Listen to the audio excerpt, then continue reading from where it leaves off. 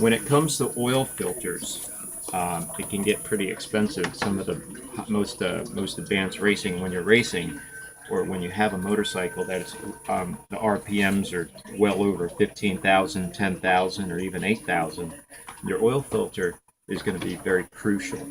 The reason why it's very crucial is because that fuel pump, excuse me, that oil pump and that water pump you have that's running off the crankshaft, um, it's spinning at 15,000 RPMs and it's pumping pretty fast.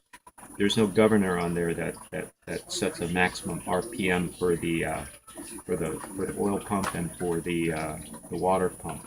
So you're actually moving more oil, more liquid the faster you go. That's why when you're at a idle speed, your engine tends to overheat or run a little hotter than when you're on the highway at full RPM. Um, that's just the way it is. I My favorite oil filter when it comes down to critical situations is the K&N. I've used a high flow and I've gotten pretty good or as good results with the high flow and also the OEM filters that Honda. I have a Honda, so the Honda makes. However, I tend to like the K&N a little better because when you start it up, you don't get that on your crank on your motorcycle when you start it up with the K&N. But the minute you press that button, you don't hear a crank. It just goes boom. There's no when it starts up. It goes. You press the button and it just boom. That's it.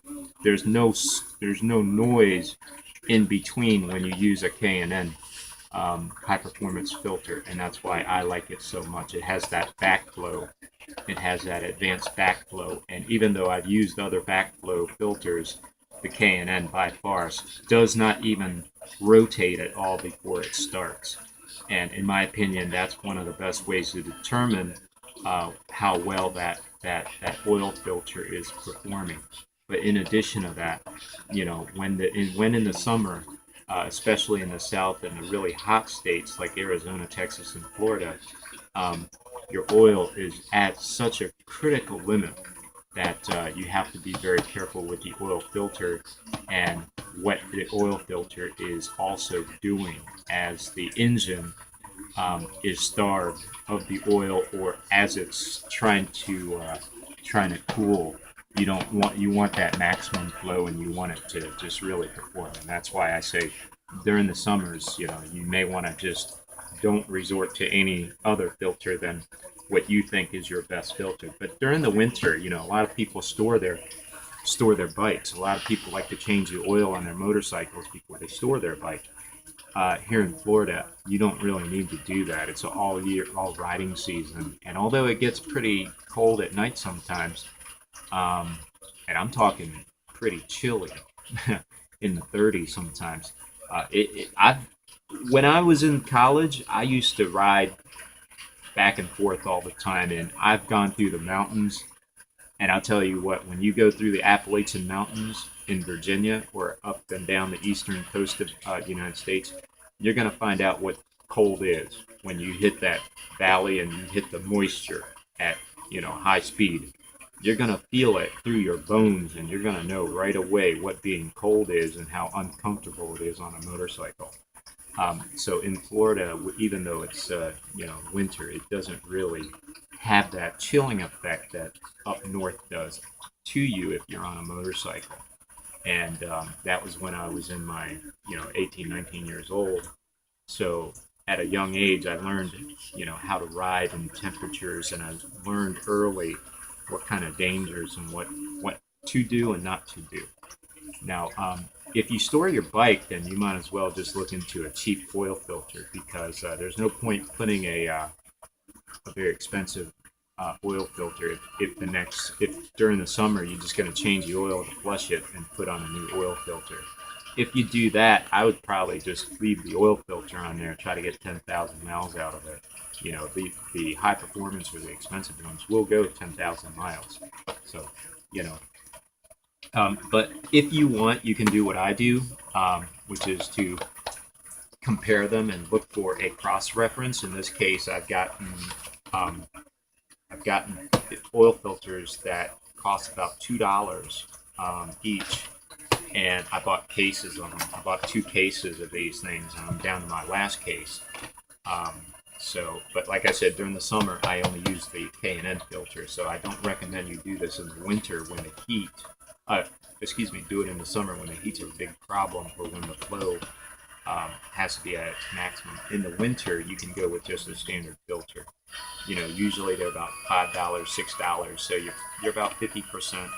This case, I think I bought one case for about $15, so this case is about $15, and I got 1, 2, 3, 4. No, this one was $20, I think. And it comes out to about $2, maybe a dollar each, something like that. $1, $2 each. But they're pretty good. Champ makes a lot of filters for other company, Champion Labs, and they tend to be probably the best oil company if you're going with a very inexpensive and cheap oil filter. Now they do have a cross-reference number, pH 6607, cross-reference with the Fram Purolator, and these are not motorcycle oil filters. Okay, so when you look up these numbers, they are not motorcycle oil filters, such as the pH 6607. That's not a motorcycle filter made by Fram. The Purolator one is the 17. That's the one that you'll see all the time. But the Champion one's the pH 2876. Very common. Like I said, they're about $2, maybe a dollar each. And they work pretty well. I like them. I mean, no problems. I get a little insecure, paranoid when I use these, so I only use them in the winter when the heat's not a problem. I would not recommend anybody, and I do not use these during the summer.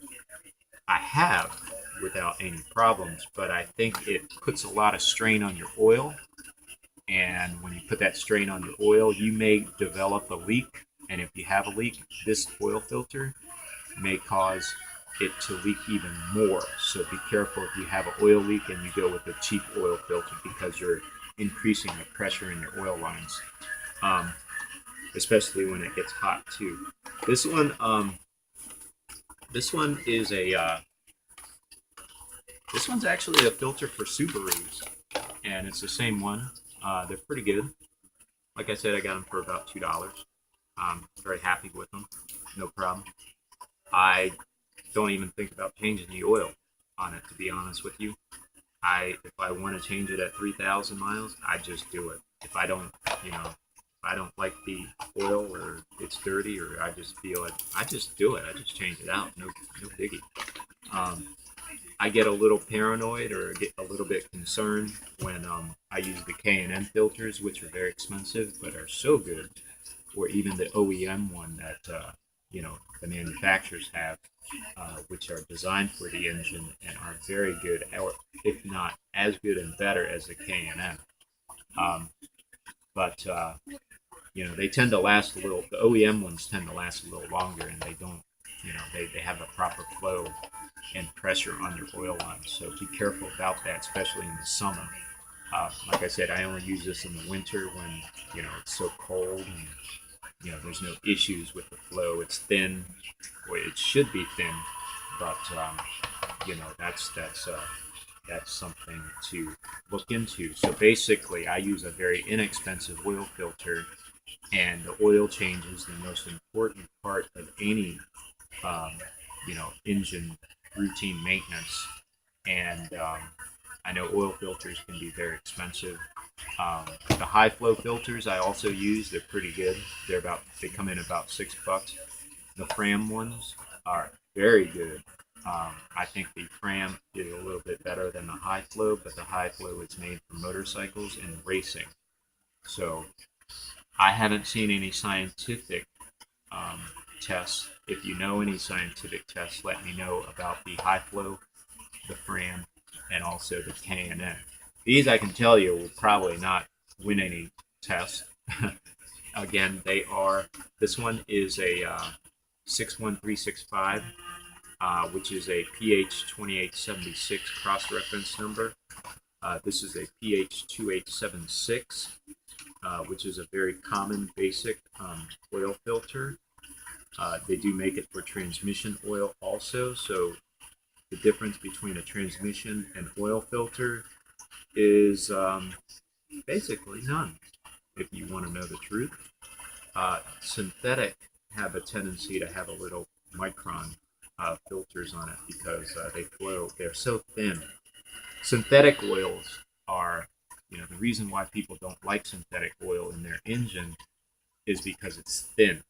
It performs better, but if you have an engine leak or if you have compression problems and you use a thin oil, thin synthetic, you've just dropped your compression because it's so thin it's not sealing the leaks. So the difference between a conventional motor oil and a synthetic is basically on an older engine, you're running some risk unless you use high mileage synthetic. And high mileage synthetic will not burn oil. If you're burning oil in a high mileage engine and you put high mileage synthetic oil in, your oil burning is done. It will not burn oil anymore.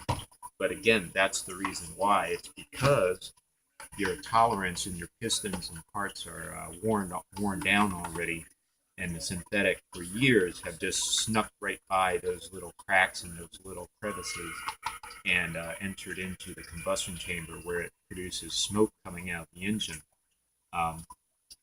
So people prefer regular motor oil when they have an older engine or high mileage engine. On the motorcycle, the same applies. If you rev the hell out of it and you push your bike to the limit, you probably got some leaks in there. You're probably gonna create an oil leak, and you're probably gonna burn some oil if you keep on revving it crazy. Eventually, you're gonna start seeing gray smoke coming out of the exhaust, and that gray smoke is an indicator that your valve seals have blown, or your valve stem seals, or you've created a leak in somewhere, maybe the pistons, maybe the valves, and you have to do a valve job or change the piston rings. But that is why people don't like the synthetic oil unless it's high mileage synthetic, and the difference between traditional motor oil and synthetic. But as far as the oil filter, with synthetic, it's a little thinner, so the oil filters have a tendency to be a little bit thinner. I've not noticed a difference in these. Like I said, I'm a little paranoid. The oil pressure is a little bit higher with these things, but it's not significant, and I'm not having any issues with it at all, unless it's in under extreme conditions such as heat. So, if you want to pick up a cheap, or make sure cross reference, these PH 2876s, they're pretty much for every motorcycle. So it's something, if you want to keep a case around, change it out whenever you want, rather than forking over, $10 or so whenever, and then feeling guilty or saying, oh, I could have got some ice cream, or I could have gotten, extra tank of gas or something like that. Things are expensive nowadays, so try to save a little money and spend your money wisely, $5, $10, it all adds up after a while. So, all right, Merry Christmas. Oh yeah, buy some presents. Yeah, save up money, buy some presents. That's a great idea.